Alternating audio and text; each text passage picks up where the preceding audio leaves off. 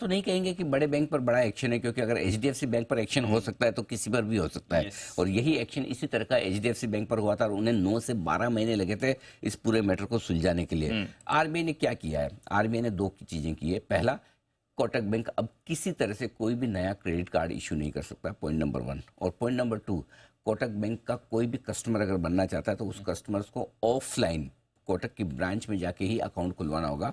Online banking, net banking, mobile banking के जरिए अब आप नए कस्टमर्स नहीं जोड़ पाएंगे, जबकि आजकल जमाना डिजिटल का है। तो जाहिर सी बात है कि ब्रांच में जाकर आजकल कौन अकाउंट खुलवाता है। तो ये 2 बड़ी चीजें हुई। क्यों हुई है? आरबीआई का कहना है कि पिछले 2 साल से हम कोटक को चेतावनी दे रहे थे, भाई सुधर जाओ, संभल जाओ, अपने सिस्टम्स ठीक करो, लेकिन आईटी इंफ्रास्ट्रक्चर और आईटी रिस्क मैनेजमेंट में उन्हें काफी खामियां पाई गई। 2022-2023 में उन्होंने पूरे ऑडिट्स किए, कई बार उन्होंने अपनी बातें कम्युनिकेट की, लेकिन बैंक के इंफ्रास्ट्रक्चर में कोई सुधार आरबीआई को दिखा नहीं।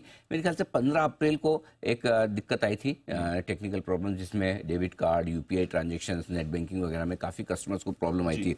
उसके बाद आरबीआई ने इंतजार नहीं किया और ये कड़ा फैसला लिया है। अब कितना समय लग सकता है?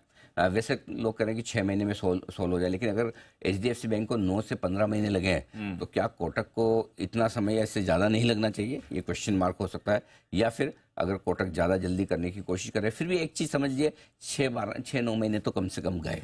दूसरी चीज़ जो इंपॉर्टेंट है वो ये कि आरबीआई ने अपने ऑर्डर में भी साफ कहा है कि और बड़े एक्शन भी लिए जा सकते हैं, यानी कि आगे के एक्शन की रिस्क अभी भी बनी हुई है।